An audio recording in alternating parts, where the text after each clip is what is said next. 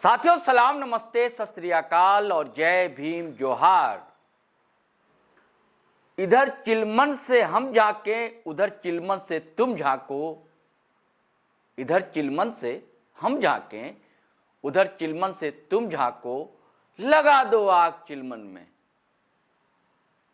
न हम झांके न तुम झांको।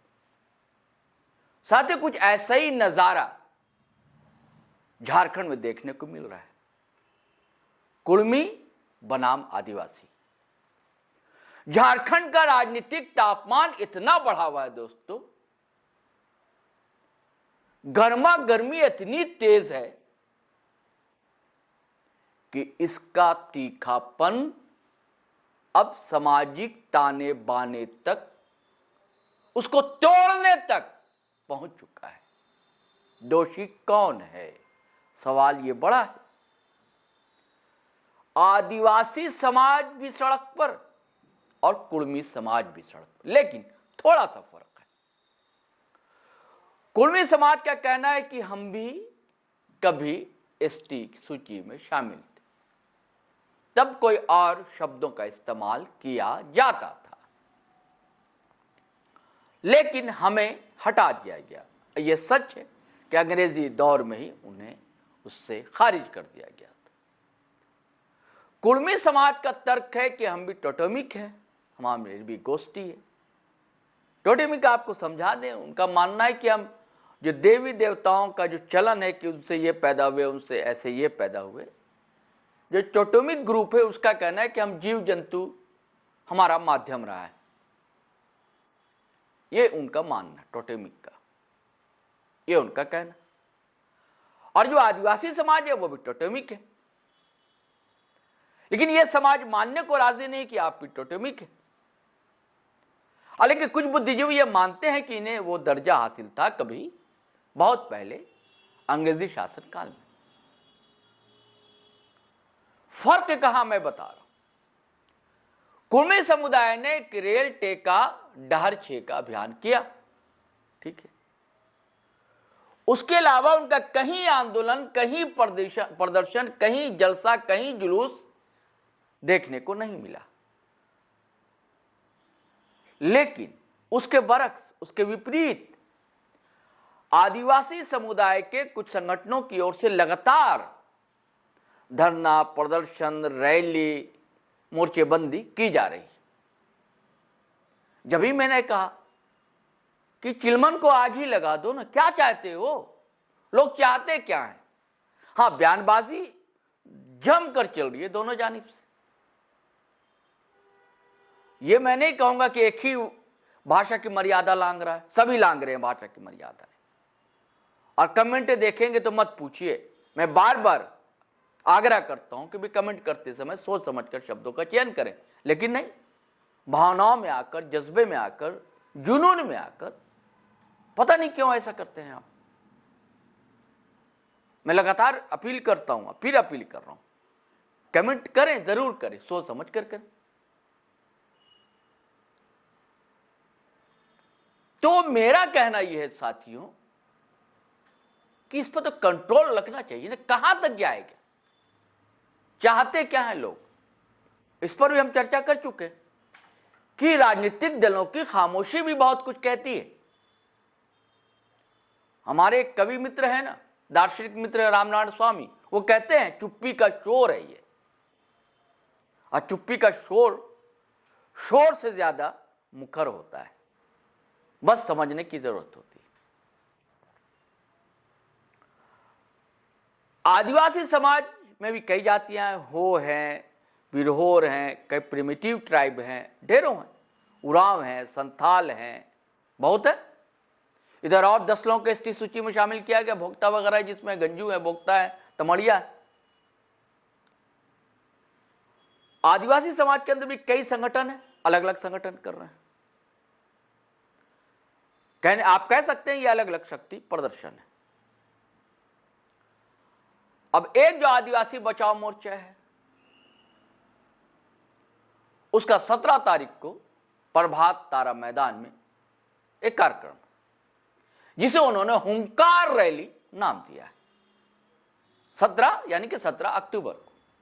लेकिन उससे पहले एक और आदिवासी संगठन, एक मोर्चा है, वो 5 तारीख को मोरहाबादी में अपनी ताकत दिखाने को उतावला है।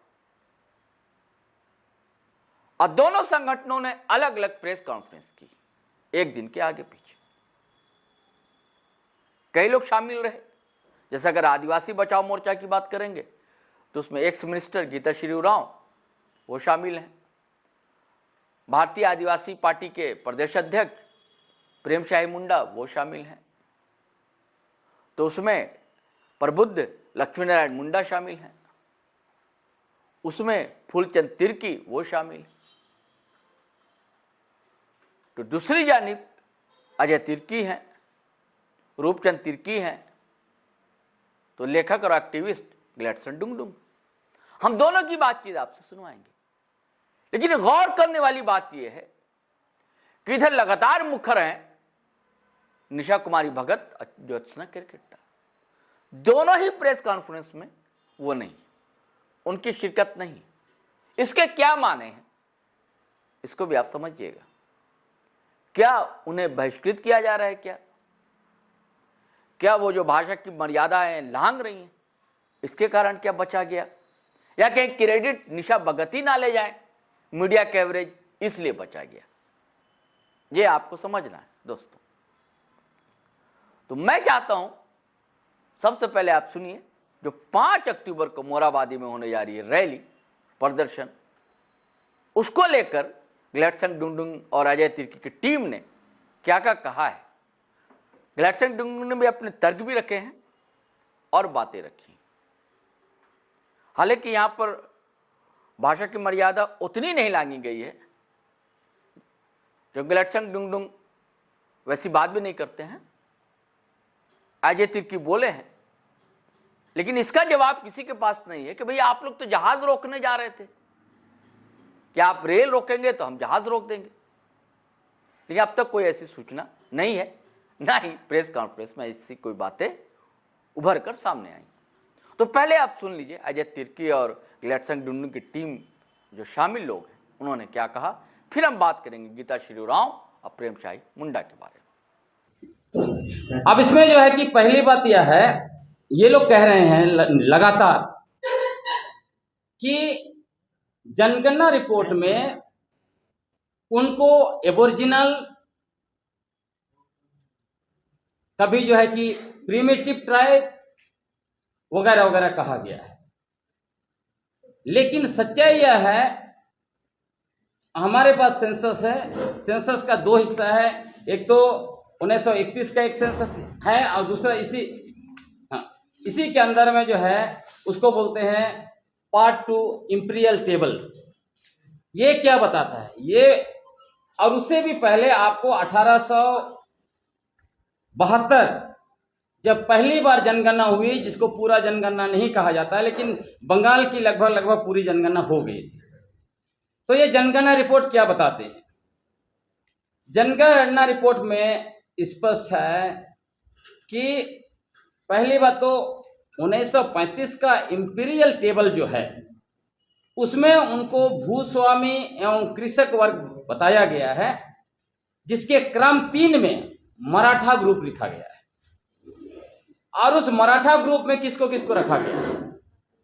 मराठा, कुणबी, कुर्मी, कुर्मी क्षत्रिय, कप्पू, कपवार, राधी, वकालीन और वल्ला। और ये जो है देख सकते हैं इंपीरियल जो सेंसस है उसका टेबल 502 जो उसकी संख्या है उसमें आप इसको आपको मिलेगा। ये जो है 1872 से 1931 तक जितने भी जनगणना हुए हैं उसमें कहीं भी कुर्मी महतो को एबोरिजिनल या एबोरिजिनल ट्राइब नहीं कहा गया है। यह बहुत स्पष्ट है। इसमें आप देखेंगे तो इंपीरिकल टेबल आप 1872 का जो हुआ उसमें पहली बार उनको खेतीहर जाति, कृषक कास्ट कहा गया। उसके बाद निरंतर कुर्मी लिखा जाता था उनके बारे में, फिर मैंने ऑलरेडी कहा 1931 का जो इंपीरिकल टेबल जो है उसमें कुर्मी क्षत्रिय लिखा गया, उसको मैं ये अभी आप दिखा रहा हूं ताकि आप देख सकते हैं कहाँ क्या लिखा गया है। देख लीजिए स्पष्ट, यहां पे ये पूरा इंपीरिकल टेबल में देखिए, कल्टीवेटर ब्राह्मण राजपूत दूसरा ग्रुप में, तीसरा ग्रुप में मराठी ग्रुप, जिसमें देखिए पूरा कौन कौन, जो मैंने पढ़ के आपको सुना दिया। अब जो है इनका दूसरा जो मसला है वो ये कहते हैं कि कुर्मी, कुणबी, कुर्मी महतो ये सब अलग है। ये सब बिल्कुल भी अलग नहीं है। जो 1931 का जनगणना का इंपीरियल टेबल जो है कि स्पष्ट उसमें लिखा गया है, क्योंकि ये लोग बार बार भारत सरकार को कहते हैं हमारे साथ 75 साल से जो है कि अन्याय हुआ है, हमारा अधिकार छीना गया है, हमको अधिकार से वंचित रखा गया है। जब आपका 1931 में ही आपको जो है कुर्मी क्षत्रिय डाला गया है इंपीरिकल टेबल में, तो आप कहां से आ पाएंगे? कहीं नहीं है। और उसका सबसे बड़ा उदाहरण, इन लोगों ने 3 दस्तावेज इन्होंने सपुर्द किया। एक ये दस्तावेज है जिसको शैलेंद्र महतो जी ने रघुवर दास जी को, जो तत्कालीन मुख्यमंत्री थे, उनको सपुर्द किया। दूसरा दस्तावेज जिसमें आजसू के नेता, उन्होंने जो है कि झारखंड विधानसभा में आवाज उठाया था, डॉक्टर नीलम, ये नाम बता देता हूं, डॉक्टर लंबोदर महतो, इन्होंने आवाज उठाया था। तीसरा इनके नेता जो है एमपी जो है विद्युत बरन महतो, इन्होंने क्या किया था, इन्होंने एक स्पेशल प्राइवेट बिल लाया था लोकसभा में 2016 में। अब इसमें क्या है, इन्होंने झूठ का आंकड़ा पेश किया। ये लिखते हैं कि आजादी से पहले ये लोग शेड्यूल्ड ट्राइब में थे।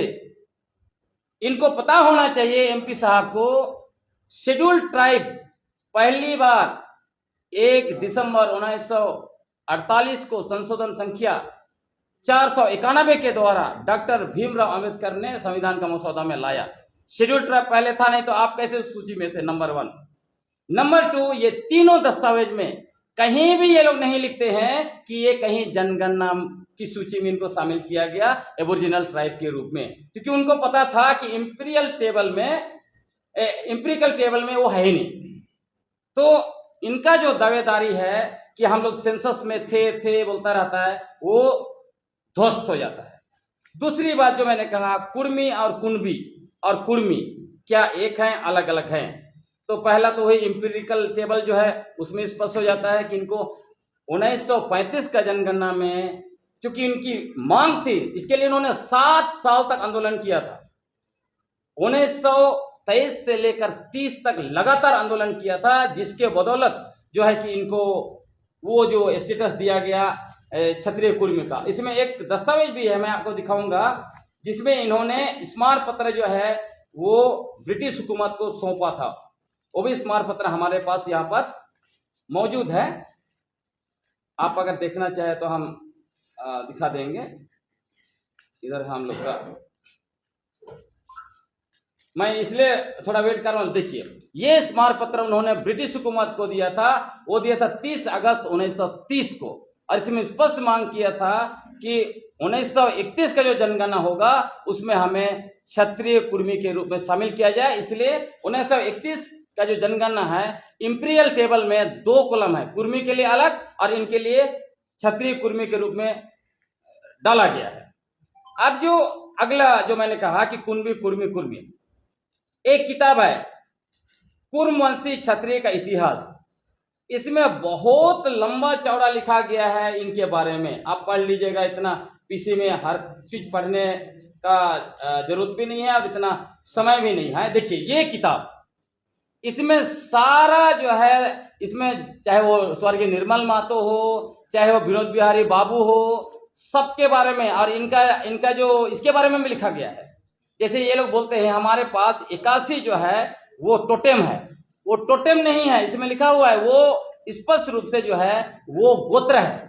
और वो जो जोड़ देते हैं कि चूंकि उसका जीव जंतु से लिंक होता है, तो दूसरे लोग भी सिंह लिखते हैं, सिंह भी तो बाघ है, उस हिसाब से दूसरे भी क्या टोटेम है बोलेंगे। जैसे आप और एग्जाम्पल के पंजाबी लोग सिंह लिखते हैं, और कई जो जाति हैं वो सिंह लिखते हैं। तो क्या उनका टोटेम है? ये टोटेम इनका नहीं है, ये भ्रम फैला रहे। और ऐसे ही इनका भी, इनका कुर्मी का जितना भी सबकास्ट उसमें है, वार वार वार आखिरी में आपको मिलेगा। इस टाइप के सारे यहाँ पे इतिहास है और पेशा से लेके हर एक चीज लिखा गया है। तो कहीं से भी जो है कि आपको पूरा जो किताब है इसको आप देख सकते हैं। उसके अलावा तीसरा जो है प्रूफ ये है, विनोद बिहारी महतो, जो आज के तारीख में उनको अपना मसीहा भी बोलते हैं, उनको उन्होंने नया टर्म ये दिया है, वो है कि छोटा नागपुर के ये भूमिपुत्र। उसके अलावा उन्होंने अभी उनको नया भी कहा है भगवान, बिरसा भगवान जैसे भगवान। तो इनके भगवान क्या किए हैं वो भी हम बता देते हैं। इनके पुत्र राजकिशोर महतो ने इनका बायोग्राफी लिखा है। उस बायोग्राफी में वो क्या लिखते हैं, वो बताते हैं कि विनोद बिहारी महतो जो है वो कुर्मी महतो को क्षत्रिय समझते थे, इसीलिए वो जो है कि शिवाजी और शिवाजी के वंशज भी मानते थे, इसलिए शिवाजी समाज का उन्होंने गठन किया। उसके अलावा पटना में उन्होंने रैली भी निकाला था। जो है सिस्टम, जो हुकूकनामा, वो क्या बोलता है, डीसी को पावर है कोई भी मुंडा को हटाने के लिए। तो जब इनके पास पैसा कौड़ी आ गया, इसमें लिखा हुआ है, तब डीसी से मिल के जो इन्होंने मुंडाओं का गांव कब्जा करके हतू मुंडा बन गए। आज बोल रहे हो हम गांव बसाए हैं। तो ये है। उसके अलावा और कुछ, ये बहुत जल्दी मैं खत्म कर रहा हूं। तो ये तीन चीज आपने देखा, ये लोग इस कारण से यहां पर आए हुए थे। पांचवा चीज जो है, ये लोग दावा कर रहे हैं कि राढ़ सभ्यता हमारा है। राढ़ सभ्यता सबसे पुराना सभ्यता है, हम लोग राढ़ सभ्यता के वासी हैं, इसलिए यहाँ के जो है कि हम लोग मूल है, आदिवासी बहुत बाद में आया बोलता है। तो आप लोग जरा राढ़ सभ्यता की भी जानकारी ले लीजिए। ये है राढ़ सभ्यता का किताब का कुछ पेज। श्री प्रभात रंजन सरकार जी को माना जाता है राढ़ सभ्यता के सबसे बड़े जानकार थे। वो क्या लिखते हैं अपने किताब में, वो लिखते हैं 22 सितंबर 2025 को जो अभी इनका विनोद बिहारी महतो का ये आया, उसमें मिलन समारोह में इन लोग दावा किया है, इसलिए मैं बोल रहा हूं। तो ये जो प्रभात रंजन सरकार क्या लिखते हैं, ये लिखते हैं कि राढ़ सभ्यता का आदि बिंदु राढ़, ये पुस्तक का नाम है। उक्त सभ्यता का अस्तित्व 30 करोड़ वर्ष पहले था, ये बता रहे हैं अपनी किताब, 30 करोड़ वर्ष पहले। उसके बाद वो बताते हैं कि ये जो राढ़ शब्द है वो ऑस्ट्रो एशियाटिक शब्द है, और वो लिखते हैं पेज नंबर 1 में, राढ़ शब्द प्राचीन ऑस्ट्रो भाषा का शब्द है, जिसका अर्थ है रक्त मृतक देश, मतलब जहां पे कोई इंसान नहीं था, है ना। पेज 3 में लिखते हैं, जब पश्चिमी राढ़ के, बहुत ध्यान से सुनिएगा, जब पश्चिमी राढ़ के मनुष्य ने पूर्वी राढ़ की ओर बढ़कर पूर्वी राढ़ में अपनी बस्ती स्थापित की, यह आज से लाखों लाखों वर्ष पहले का था। और 16 पेज में लिखा, राढ़ के मनुष्य मुख्यतः ऑस्ट्रिक और निग्रो मिश्रित थे। तो ये तो दावा कर रहे हैं कि हम लोग 65,000 साल पहले आए, आजकल दावा नया इन्होंने किया है। तो राढ़ सभ्यता तो बोला लाखों लाखों साल पहले का था, और 1 करोड़ साल पहले जो राढ़ सभ्यता बनी, तो फिर ये कहां से ये दावेदारी कर रहे हैं, है ना। तो सब कुछ इसलिए लाना पड़ रहा है कि ये लोग बहुत जो है कि फर्जी चीजें बता रहे हैं आदिवासी बनने के लिए। अब जो है एक ये भी बता रहे हैं कि छोटा नागपुर के ये सबसे पुराने बासिंदा थे, इसको भी जो टेस्ट कर लिया जाए। जब छोटा नागपुर के सबसे पुराने बासिंदे थे, तो CNT एक्ट 1908 के संशोधन 1938 में इनका एबोरिजिनल की सूची में क्यों नहीं डाला गया। दूसरी बात, 65,000 साल पहले ओंगे, जरवा, सेंटिनल और ग्रेटर अंडमानीज आकर बसे, जो आपका 2018 का, 19 का और 24 का DNA रिपोर्ट बोल रहा है, जो दुनिया के डेविड रिक जैसे जाने माने साइंटिस्ट की टीम ने की है। वो बताता है कि मॉडर्न ह्यूमन जिसको कहा गया वो 65,000 साल का ही अस्तित्व है। तो 65,000 साल का अस्तित्व में ये 4 समुदाय को बताया गया है। आप बताइए, ये चारों समुदाय की अपनी भाषा है, उनकी पेशा है। पेशा क्या है? हंटिंग एंड गैदरिंग, अभी भी है। हंटिंग गैदरिंग में शिकार करना, मछली पकड़ना, जंगल का फल फूल खा के जिंदा रहना। उसके अलावा सभ्यता तो उनका ही जंगल का सभ्यता। फिर पेशा मैंने कहा, भाषा उनकी अपनी भाषा। इनके पास पेशा के रूप में कृषि 10,000 साल पहले मुश्किल से आया कृषि भारत में। तो ये 65,000 साल पहले आए थे, तो 65 में 10 घटाइए 55,000 साल तक इनके पूर्वज क्या खा रहे थे? क्या पत्थर खा के जिंदा थे? क्योंकि ये तो हंटिंग और गैदरिंग नहीं करते, शिकारी नहीं है, ये लोग फल फूल खाते नहीं है। हम लोग को बोलता है तुम लोग चिड़ी मार है, तो कैसे पत्थर खा के जिंदा थे? सवाल ये। दूसरा, भाषा। जब इनकी कुरमाली भाषा, ये तो आपका इंडो आर्यन भाषा है, और इंडो आर्यन का मूल भी नहीं है, सब मुश्किल से 2,500-3,000 साल पुराना का भाषा है। तो ये लोग 65,000 साल पहले आए थे। तो क्या हुआ कि ओंगे, जरवा, सेंटिनेल और जो ग्रेटर अंडमानीज अपनी भाषा अभी तक मौजूद रखे हैं। उनकी जनसंख्या बहुत कम है, ओंगे तो 134 बच गए, तब भी अब उनकी भाषा है। ये आज के समय में 2 करोड़ हो गए झारखंड और पूरे इस इलाके को लेकर जहां आंदोलन कर रहे हैं लोग। इनकी भाषा कहां गुम हो गई है? रिजले बोलते हैं। जिस तरह से भूमिज लोग अपना लिया बंगाल में बंगला, इसी तरह ये लोग भी अपना लिया। लेकिन भूमिज लोग का झारखंड में तो अपनी भाषा जिंदा है अभी भी। ग्रियर्सन जो भाषाविद रहे हैं वो कहते हैं कभी उनकी भाषा रही होगी। तो कैसे ग्रियर्सन यहाँ सबसे बड़े विद्वान माने जाते, भाषा विद्वान, उन्होंने क्यों नहीं खोजा? अब सवाल यह उठता है, जब ये 65,000 साल पहले ओंगे के साथ आए, इनकी कोई भाषा नहीं है। 3,000 साल पहले इनकी भाषा, और जब इंडो आर्यन भाषा 4,000 साल पहले आई, तो आर्यन भाषा सीखे। आप 65,000 में आप जो है कि 4,000 साल घटाइए, 55 मान लेते हैं, 5,000 साल दे देते हैं। तो 55,000 साल इनके पूर्वज क्या बात कर रहे होंगे? ए ओ के को बंदर जैसे बात कर रहे थे, या क्या कर रहे थे? हमें उसका जवाब चाहिए। ऐसा नहीं चल सकता है कि आप अनसन बोल के झूठ का नैरेटिव बना के आप जो है कि कहेंगे। आप झारखंड में सबसे पुराना बसिंदा असुर को माना जाता है।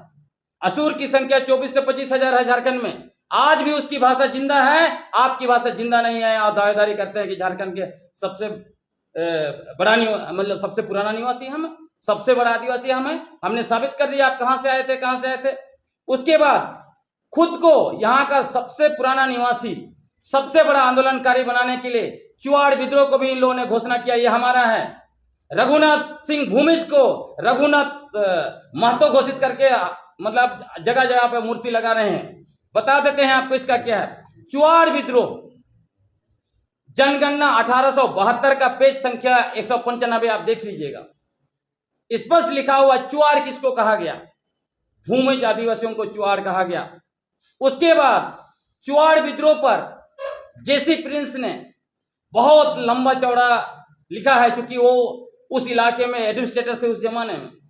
उसके अलावा और भी जो कि बात के विद्वान जो है उस पर लिखे हैं, जो स्पष्ट कह रहे हैं चुआड़ विद्रोह जो है, चुआड़ ही शब्द है भूमिजों के लिए। क्योंकि वो लोग क्या करते थे, ये जो है अंग्रेजों को उनका कानून नियम नहीं मानते थे, जो जमींदार का धान काट के लेके जाते थे, लड़ाई भिड़ाई करते, तो इनको चोर चुहार बोलने जैसे चुआड़ बोल दिया गया था। तो चुआड़ विद्रोह इनका बिल्कुल नहीं है। शैलेंद्र महतो जी ने फर्जी इतिहास लिखा है, जहां उन्होंने कोई रेफरेंस नहीं दिया है। आपको मैं बताता हूं, उनका जो किताब है, उनकी किताब है झारखंड की समर गाथा। दूसरी किताब उनकी है, वो झारखंड के शहीदों पर लिखा है। दोनों में लगभग 5 ऐसे नारा लिखे हैं जो ये बता रहे हैं कि उस समय में रघुनाथ महतो ने नारा दिया था। तो जब रघुनाथ महतो 1770 के आसपास नारा दिया था, तो इनको किसने बताया? क्या माननीय शैलेंद्र महतो जी का ये दूसरा जन्म है? क्योंकि वो रघुनाथ महतो जी के साथ नारा साथ में लगा रहे थे, इसलिए उनको याद था, इसलिए उन्होंने लिखा है। ये तो जवाब उनको भी देना पड़ेगा। आप बिना रेफरेंस का कैसे ऐसे इतिहास लिख सकते हैं फर्जी? अब जो है 2 चीज और बता के खत्म करता हूं। ये भी कह रहे हैं कि झारखंड में कुर्मी महतो 24% है, ये भी झूठ है।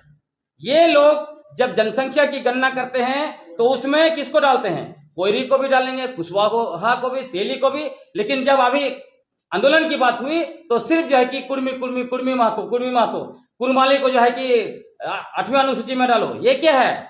इतना ज्यादा मतलब खुद का सेल्फिश नहीं होना चाहिए। आप दूसरों का, और जो लाए था उसमें भारी उन्होंने समर्थन किया, और उसके अलावे और भी कई काम किए, लेकिन कहीं भी उन्होंने एक बार भी कुर्मी महतो को अनुसूचित जनजाति का दर्जा की मांग नहीं की।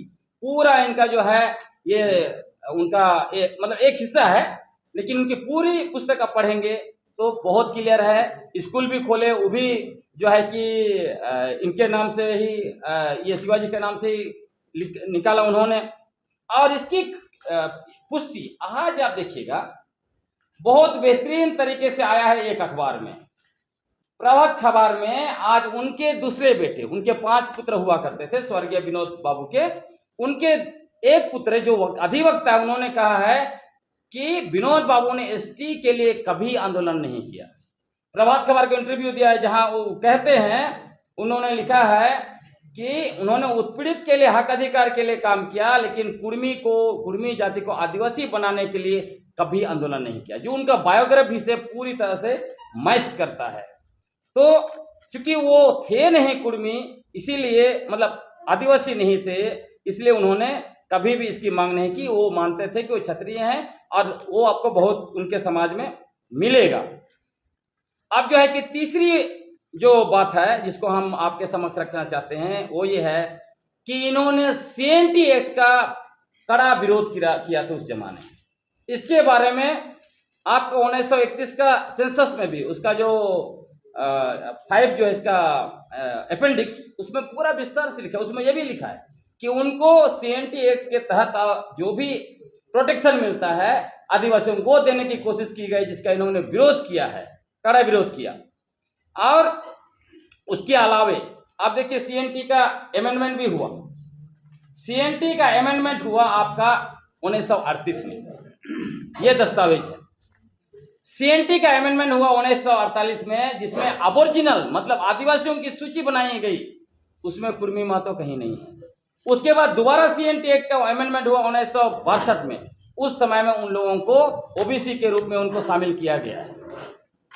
तो ये लोग जितना भी उछल ले तो सीएनटी में भी कहीं नहीं आते। उसी तरह सीएनटी में मुंडाओं को खुटकट्टी राइट्स, खड़िया उरांव उनको जो भुइयारी राइट्स, कोल्हान का अलग कानून, संताल परगना का अलग कानून। तो ये लोग कहते हैं हम सबसे ज्यादा लड़ाई किए अंग्रेज से, तो अंग्रेजों ने इनके नाम पर कोई कानून बनाया, कहीं कोई व्यवस्था किया, कुछ नहीं किया। मतलब ये सारे के सारे दस्तावेज जो है वो बताते हैं वो फर्जी है। अब जो है अगला मसला ये आता है कि आखिर ये छोटानागपुर में कैसे आए, इसको भी आप लोग जान लीजिए। छोटानागपुर में आने का उनका 3 कारण है। पहला कारण जो है वो है शत्रु के आक्रमण से सुरक्षा के लिए ये लोग आए थे, है ना, जिसके बारे में जो मैंने किताब आपको दिखाया था, इस किताब में बहुत विस्तार से लिखा हुआ है। और उसके बारे में 21-22 अक्टूबर 1934 को अखिल भारतीय कुर्मी क्षत्रिय महासभा की पुरुलिया अधिवेशन में जो स्वागत समिति था, उसके अध्यक्ष थे करम सिंह महतो, बीए किए हुए थे, खूंटी के थे, रांची जिला में था। उन्होंने इसमें अपना जो भाषण रखा उसका थोड़ा सा मैं अंश आपको बता देता हूं। उसमें उन्होंने क्या लिखा, क्या बताया। उन्होंने बताया है कि कुर्मी महतो जाति 17वीं शताब्दी में शत्रुओं के आक्रमण से पीड़ित होकर अपनी आजीविका के लिए छोटानागपुर आया और कृषि कार्य और गोचर का उपयुक्त स्थान चुनकर बसता गया। आगे उन्होंने यह भी कहा कि संगति का प्रभाव मनुष्य पर बिना आधिपत्य जमाए नहीं रह सकता है, इसलिए मेरी जाति अनार्य मतलब आदिवासी लोग के कतिपय अवगुणों का अनुसरण करती गई और क्रमशः नैतिक अधपतन की ओर अग्रसर हुई। मतलब हम लोग के साथ मिले तो उनको अधपतन हो गया, उनका नैतिक चला गया। उसके बाद कुछ लोगों ने जो मध्य प्रदेश से आए थे, हाँ, इसी तरह उन्होंने कहा कि मतलब इधर से मध्य प्रदेश से इधर आए थे, मध्य प्रदेश से छोटानागपुर आए। उसी कन्वेंशन में बताया मुसलमानों के द्वारा पीड़ित होकर संतालों के घर में शरण लिए थे। संतालों ने अपना मौसेरा भाई बताकर उनको मुसलमानों से बचाया था। कुर्मियों ने अपने मूल स्थान को छिपाई लिया क्योंकि मुसलमानों से भयभीत थे। ये है कर्मभूमि क्षत्रिय का इतिहास, इंद्रदेव सिंह, 2004 में पब्लिश हुआ है, पेज नंबर 152 से 153 तक। और इसमें देखिए रिजले जो बनाए हैं ये tribe and caste of Bengal, उसमें भी ये कहते हैं कि संथाल और इनके साथ भाई भाई का रिश्ता है। तो देखिए यहाँ पे साबित हो गया, बचने के लिए वो संथाल के घर में घुसे थे। अब इसमें जो है तीसरा, मतलब पहला तो मैंने कहा बचने के लिए ये लोग आए छोटा नागपुर। दूसरा, ये लोग रघु जी भोसले थे इनके, उन्होंने सेना बनाई थी मुसलमानों से लड़ने के लिए उस समय, उन्हीं के सेना का हिस्सा बने थे। उसमें भी थोड़ा मैं सुना देता हूं। 1742 ईस्वी में रघु जी भोसले ने मुर्शिदाबाद पर चढ़ाई की थी और वे सरदेशमुखी उपज का 10वां हिस्सा, सरदेशमुखी मतलब उपज का 10वां हिस्सा जो मतलब मराठों के शासित प्रदेश के बाहर रहने वाले से वसूला जाता था, रघु जी भोसले के सैनिक के रूप में ये लोग कहां से आए? बिहार, उड़ीसा होते हुए मनभूम, सिंहभूम, पुरुलिया, झारग्राम, मिदनापुर, बांकुड़ा, दिनाजपुर, केवझर, मयूरभंज, बोनाई, बामड़ा आदि स्थानों पर पहुंचे। तो ये दूसरा इधर आने का। तीसरा, आजीविका के लिए आए।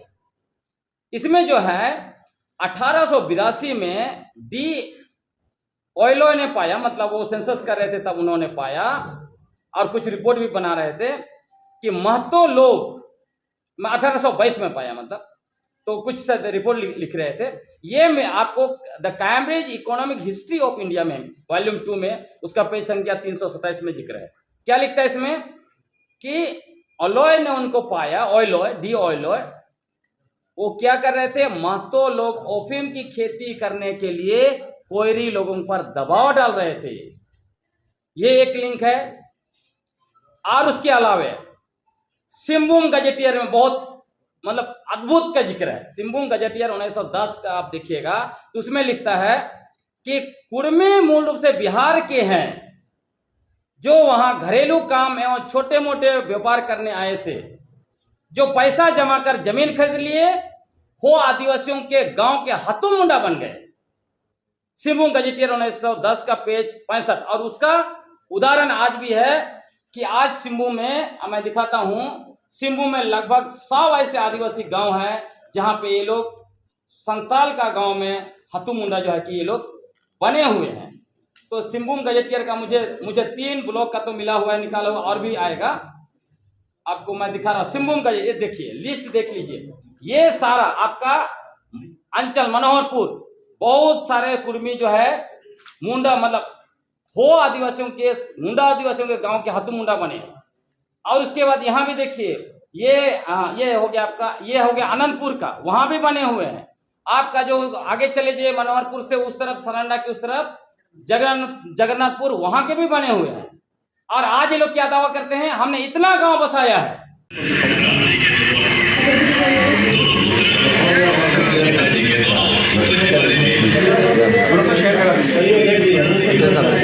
देखिए, खुद सुदेश महतो जी अपने मंच पर कर रहे हैं कि कुर्मी और महतो हम लोग खुद लव कुश के वंशज हैं।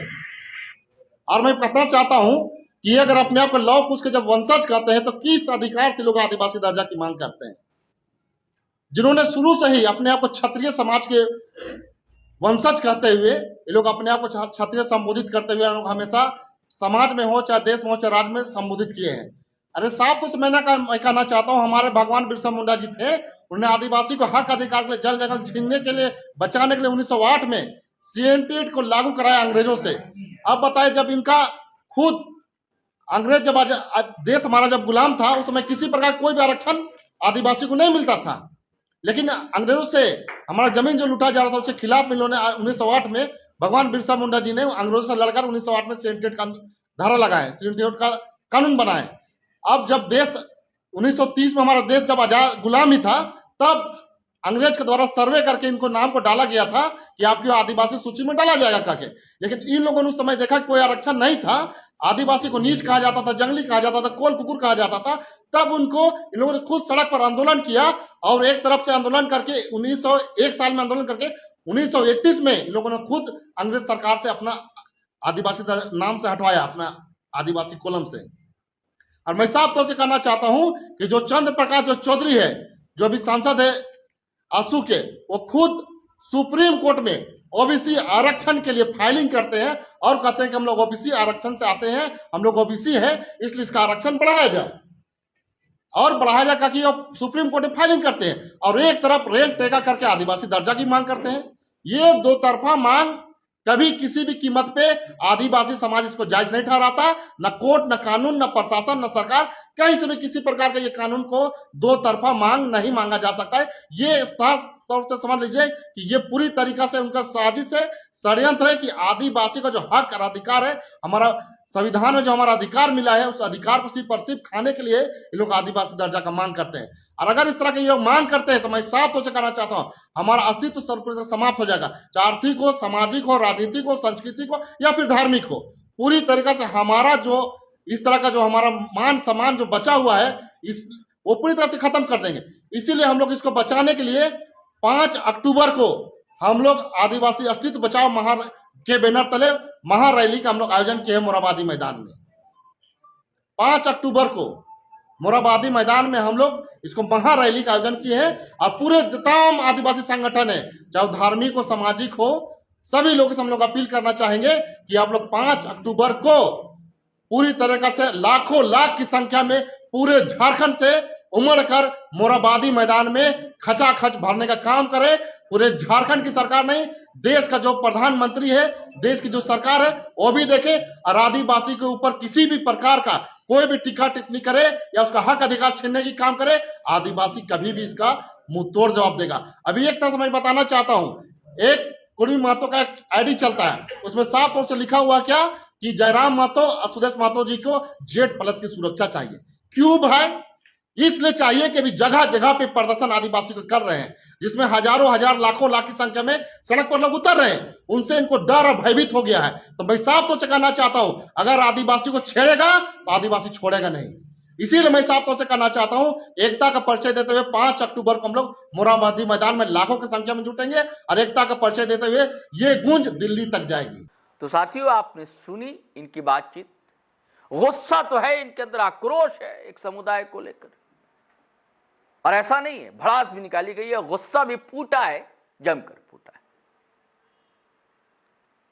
लेकिन उसके अपेक्षा यहां अब जो आप सुनेंगे दोस्तों, जिसमें गीता श्री उरांव है, लक्ष्मी नारायण मुंडा है, प्रेम साय मुंडा है, इनकी बातचीत अगर आप सुनेंगे तो एक अलग ही रंग, अलग ही ढंग, अलग ही तेवर, अलग ही अंदाज आपको सुनने को और देखने को मिले। तो क्यों ना आपको सुनवा ही दिया जाए। सुनिए क्या कहती हैं गीता श्री और क्या कहते प्रेम साय मुंडा। कि कुर्मी समुदाय की जो असंवैधानिक मांग और जो उनका कार्य रहा अभी 20 सितंबर को जो रेल रोको डायक छेको के माध्यम से जो वो आदिवासी दर्जा पाना चाहते हैं, आदिवासी नहीं होने के बावजूद वो राजनीति से प्रेरित ये सारा इनका जो मांग भी रहा है, जो सभी तरह के संवैधानिक प्रक्रिया के अंतर्गत उनको खारिज कर दिया गया है। तो अब वो इस तरह का जो है असंवैधानिक जो काम, जो रेलवे एक बहुत बड़ा सेक्टर होता है, उसके जरिए उन्होंने लाखों जो लोगों को यात्री के रूप में जो अपने अपने काम के लिए महीनों पहले से छुट्टी के समय, दुर्गा पूजा की छुट्टी के समय जो अपना रिजर्वेशन करवाते हैं, उनको जो ये लगातार अपने मंसूबों को में सफल होने के लिए इस तरह से कर रहे हैं। और निश्चित रूप से जो आदिवासी समाज इनकी ये असंवैधानिक मांग को नकारता है, क्योंकि जो लंबे समय से जब से ये आए हैं, आने का तो इनका 17वीं शताब्दी 16वीं शताब्दी से पहले इनका आगमन इस भूखंड में, वो छोटा नागपुर संथाल परगना में नहीं था, जो इनको यहाँ पर शरण दी गई। आज यही हमको अपने को बड़का भाई कहके हमारी चीज़ों पे, हमारे संवैधानिक अधिकारों, हमारे इतिहास को जो है ये मटिया मेट करके ये दर्जा पाना चाहते हैं। उसका घोर विरोध जो है समस्त आदिवासी समाज कर रहा है, जिसका हमने रांची राजधानी में जिस तरह का इनका विरोध प्रदर्शन 20 सितंबर को ही हुआ, इनकी जो रेल रोको और डायक छेको की जगह, और 24 को जो इनका रामगढ़ में जो विशाल जनसमूह जो वहां पर उतरा, जो विभिन्न बगल के पड़ोसी जिलों से भी आया था, और अभी कल जो घाटशिला सरायकेला में जो वहां पर भी इसका विरोध हुआ, तो ये दर्शाता है कि आदिवासी समाज इनकी मांग को एक सिरे से जो है खारिज करता है कि ना कुर्मी भले ही अपने आप को जो झारखंड के कुर्मी जो अलग उच्चारण के तहत अपने आप को अलग बताते हैं बाकी कुर्मियों से, मगर मैं यहाँ पर एक कोट करना चाहूंगी कि ऋग्वेद के श्लोक में जो इनके ईष्ट देवता हैं इंद्रराज, उनको तुरी कुर्मी महतो के जो है उपाधि से आखिर क्यों कर सम्मानित किया गया, विभूषित किया गया। तो ये तो ऋग्वेद कालीन जो है अपना सनातन धर्म से ही जुड़े रहे हैं और इनका आदिवासियत से दूर दूर तक नाता नहीं है, बल्कि संथाल भाइयों ने इनको मुसलमान जो मुसलमानों के आतंक से बचाया, अपना मौसेरा भाई बताते हुए उन्हीं को अर्ध मानव कह के इन्होंने जो है अपमानित भी किया है। इस तरह से जो हम अपमान इनका झेलते आए हैं, जो समाज झेलते आया है, और इसके अलावा जो है ये जो अपना दस्तावेज दिखाते हैं 1913 का नोटिफिकेशन है आपका भारतीय उत्तराधिकार अधिनियम के अंतर्गत जो ट्राइबल्स के लिस्ट में इनको डाल दिया गया था अंग्रेजों के द्वारा, तो उन्होंने इसका विरोध किया।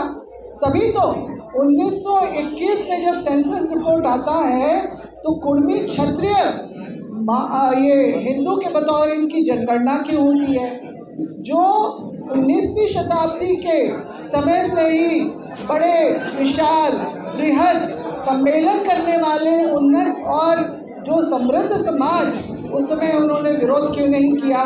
फिर 1931 में जब बिहार और उड़ीसा का संयुक्त जो सेंसस रिपोर्ट आता है, तब अंग्रेजों ने फिर से इनको जो इंपीरियल टेबल आदिवासियों के बनाए, इनको कहीं जगह नहीं दी, बल्कि इनको एग्रीकल्चर बेस्ड कम्युनिटी के बतौर इनका उल्लेख किया गया। तो ये किसके ऊपर षड्यंत्र का आरोप लगा रहे हैं? हम आदिवासी जो हमारे पूर्वजों ने हमारे जल जंगल जमीन अपने इतिहास परंपरा व्यवस्था को बचाने के लिए अंग्रेजों को घुटने टेकने मजबूर किया। 3 बड़े कानून जमीन संबंधी जो बने और 1918 के गवर्नमेंट ऑफ इंडिया एक्ट में अनुसूचित क्षेत्रों को चिन्हित करके अंग्रेजों ने घोषणा की कि यहाँ पर आदिवासियों का स्वशासन होगा। 1935 के गवर्नमेंट ऑफ इंडिया एक्ट के भी अंतर्गत वही बात को दोहराया गया कि देश में चलने वाला कोई भी कानून जो है इन अनुसूचित क्षेत्रों में लागू नहीं होगा। तो ये है हमारी ऐतिहासिकता, ये है हमारी विरासत। तो हमारे खिलाफ में क्यों षड्यंत्र नहीं किया अंग्रेजों ने, इनके खिलाफ क्यों? जब इनको काउंटर किया तो ये अब आज़ादी के बाद के उसमें चले जाते हैं काल में, तो बोलते हैं तब हुआ। तो आज़ादी के बाद भी जो 3 बड़े जो आदिवासी, दलित समाज और पिछड़ा वर्ग के लिए 3 जो कमेटियां बनी, तब इनसे पूछा गया था कि आप कहाँ जाना चाहेंगे, तो इन्होंने स्पष्ट रूप से कहा था कि हम शिवाजी के वंशज हैं, हम जो हैं हमारी अलग रूप से हमारा जो है हम लोग को संरक्षित किया जाए। तो क्योंकि शिवाजी पराक्रमी जरूर थे, वो एक बहुत छत्रपति थे, मगर क्योंकि वो एक सामान्य कृषक परिवार से आते थे, पिछड़ा वर्ग से आते थे, इसीलिए इनको भी जो है पिछड़ा वर्ग में रखा गया। हुंकार महारैली का हम लोग आज निर्णय ले रहे हैं। दूसरा जो है 25 सदस्यीय जो अलग अलग समुदाय हैं हम लोगों के, उनके प्रतिनिधि जो है हम लोग का महामहिम राष्ट्रपति से मिलने का हम लोग का जो है 2 प्रोग्राम हम लोग खास रूप से लेते हैं। फिर लक्ष्मी नारायण कितने जाति के लोग सम्मेलन भाग लिए? देखिए, आज का जो बैठक हुआ है, विभिन्न संगठनों के लोग आए हैं, दूर दूर के दूसरे जिलों के लोग भी यहाँ आए हैं, और सामाजिक सम्मानित लोग जो समाज के काम करते हैं उन लोगों को बुलाया गया था, और उन लोग के द्वारा ही डेट तय करके सहमति बना करके इन्हें मैडम की घोषणा कर दी, या पूर्व मंत्री देवपाल राज घोषणा कर दिए, लक्ष्मीनारायण घोषणा कर दिए, व्यवसाय का मामला या नहीं। हमारा इसमें साफ फोकस इस पर रहा है कि सभी लोगों से जो डेट तय हो गया है सबके सहमति के साथ किया जा रहा है और हमारा प्रयास होगा, चाहे राज्य में जो छोटे बड़े संगठन हैं, जो एक विभिन्न समुदाय के सामाजिक प्रतिनिधि हैं, तो तमाम लोगों को जोड़ते हुए हमारे इस कार्यों को किया जाएगा। हम लोग शुरू से फोकस रखेंगे क्योंकि ये हमारी लड़ाई है, इस सामाजिक ताकतों के बलबूते हम लोग के ऊपर जो हमला किया जा रहा है, हम इसको आदिवासियों के ऊपर अतिक्रमण मानते हैं, घुसपैठ करना मानते हैं और हम जो आदिवासी समुदाय हैं इस घुसपैठिया को बर्दाश्त नहीं करेंगे, क्योंकि हम लोग को पता है पूर्वी समुदाय की जो मांग है ये बिल्कुल हमारा संवैधानिक अधिकार, राजनीतिक अधिकार, जमीन आरक्षण, नौकरी, हमारे इतिहास को कब्जा करने के लिए से है और पूरे स्टेट के अंदर में पूर्वी डोमेन बनाने की ओर लोग आमदा है, जिसका हम लोग भरपूर विरोध करते हैं और इसी संदर्भ में आश्वासन रखा गया है। आपका सवाल क्या था, क्या पूछ रहे हैं? 5 तारीख को जो महारैली है हम उसमें आप लोग समर्थन कर रहे हैं या फिर आप लोग अलग से विरोध कर रहे हैं? मेरा साफ कहना, मैंने अपनी बातों को रखने से पहले ही कहा है, हम समुदाय का, विभिन्न समुदायों का प्रतिनिधियों से बात करके, विभिन्न संगठनों से बात करके सामाजिक एकता बना करके रैली की घोषणा करने के पक्ष में है। कोई एक देवता लक्ष्मण का घोषणा कर दे, व्यवसायी घोषणा कर दे, मैडम विकास की घोषणा कहीं मामला नहीं है। पहले इस चीज को, इस फर्क को समझिए और कोई क्या करता है इस पर ज्यादा बात हम आज नहीं करेंगे। लोकतंत्र है तब कर सकते, हमारा कहना इस पर है, मूल बात है समुदाय अलग आज महोदय जवाहर मैं नहीं कहूंगा, लेकिन 17 अक्टूबर की रैली महाहुंकार होगा और ये हुंकार झारखंड के जन जन तक संदेश जाएगा और अपील करना चाहेंगे इस रैली में जितने भी हमारे पाहन पुरोहित हैं, डोकरो सोवर है, माझी परगणेश पाहन है, हमारे जितने भी धार्मिक परंपरा के लोग हैं, सबको अपील करें कि चट्टानी एकता के साथ प्रभात तारा पहुंचे और जो पूर्वी लोग जो आदिवासी बनना चाहता है उसके विरोध में हम लोग कर रहे हैं और ये हमारा रैली ऐतिहासिक होगा और इस बार जो लड़ाई जो हम लोग का होगा वो आर पार की लड़ाई होगी और अंतिम लड़ाई होगा। इसी समय में हम लोग रैली कर रहे हैं, इसीलिए सभी को हम आमिर करते हैं। यही हमारे और हमारे बीच आगे श्याम सुंदर कर्माली द्वारा। धन्यवाद। मैं बीच में बहुत ही सम्मानीय एक वकील हैं, इस मुद्दा में जो पूर्वी समुदाय और आदिवासी समुदाय के बीच में जो तनातनी चल रही है उसमें वकील साहब श्री अखिलेश श्रीवास्तव साहब ने कुछ ऐसी बातें बोले जो तथ्यहीन है तथा आदिवासी समुदाय केवल झारखंड ही नहीं पूरे भारत के आदिवासी समुदाय से संबंधित आपत्तिजनक बात हो रहा है। आदिवासी समुदाय के संबंध से हम लोग उनसे कुछ प्रश्न करना चाह रहे हैं। पहला तो वो बोले कि कुर्मी की संख्या की तुलना मुंडा, संथाल, उरांव से करके और सीधे तौर पे बोले कि औकात नहीं है लड़ने की, अगर कुर्मी चाह ले तो फिर जंगल की ओर भागना पड़ेगा। फिर उनकी ही बात को मैं बोलना चाहता हूँ कि वो बोले कि आप आए हैं वियतनाम से, लाओस से, चीन से, कंबोडिया से, तो जाना पड़ेगा। इसी को मेरे पास कई तथ्य हैं, लिखित तथ्य हैं और ये बताना चाहेंगे कि उस समय पे जो रिसर्च हुआ इसको सबको पहले जानना होगा कि रिजले का जो रिसर्च है, रिजले का जो रिसर्च हुआ, रिजले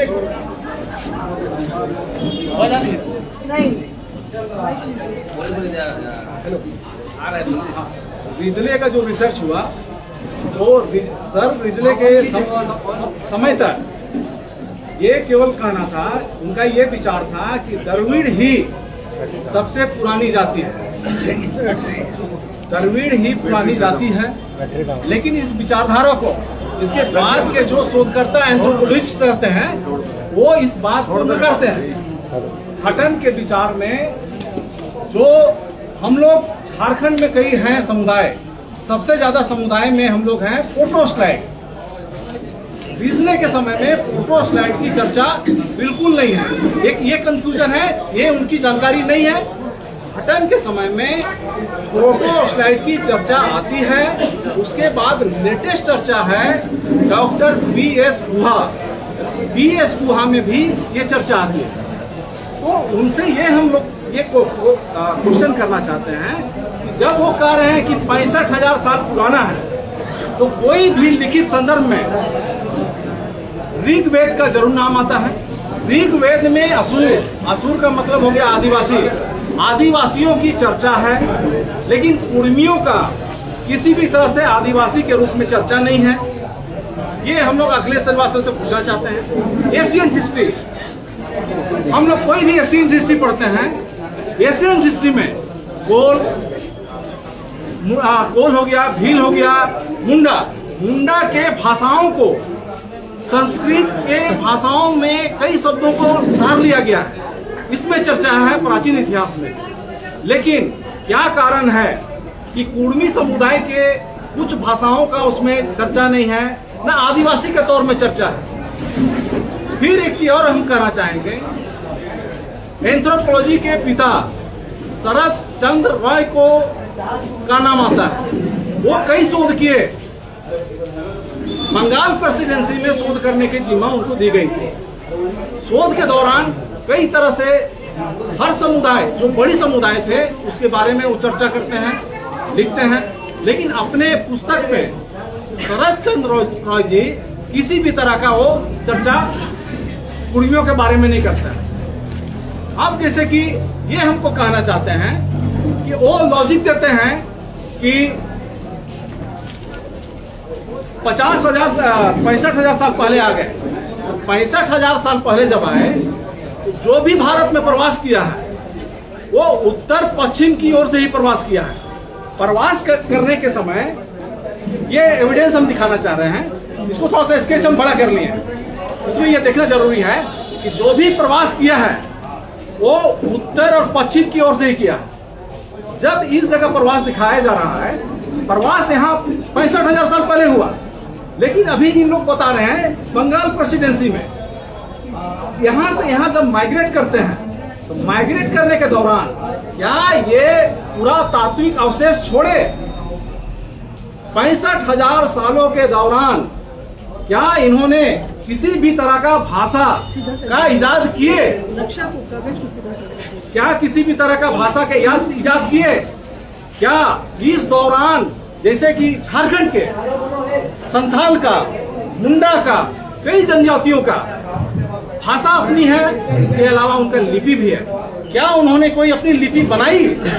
इसमें किसी भी तरह का उनका फेल हो जाता है। अब हम ये कहना चाहते हैं, एक मुद्दा है उसमें मैं ध्यान खींचना चाहता हूं सबको। आखिर ये डीएनए रिपोर्ट क्यों? आदिवासी अगर कोई लिस्ट में छूट चुका है तो डीएनए रिपोर्ट की चर्चा बिल्कुल नहीं है। ये लोग डीएनए की चर्चा क्यों कर रहे हैं, इस पे मैं ध्यान दिलाना चाहता हूं कि डीएनए का जो चर्चा हो रहा है, डीएनए का जांच भारत में सबसे पहले लोगों का जातीय के लिए माइकल बामसाद किए थे। माइकल बामसाद ईयर याद कीजिएगा, 2001 में किए। उसके बाद आता है राखी गढ़ी का। राखी गढ़ी की जो जांच होती है उसका रिपोर्ट आता है 2018 में। फिर एक रिपोर्ट आता है डेविड रिस का। सब मैं यहाँ पुस्तक लेके आया हूँ। अब इस क्रोनोलॉजी को समझना होगा। हम चाहते हैं कि झारखंड, भारत और खासकर आदिवासी और मूल निवासी को ये क्रोनोलॉजी को समझना होगा। जैसे जैसे डीएनए का रिपोर्ट अंतर्राष्ट्रीय मंच से आते जाता है मूल निवासियों का, एक विशेष वर्ग का समुदाय डीएनए रिपोर्ट से डरना चालू करता है।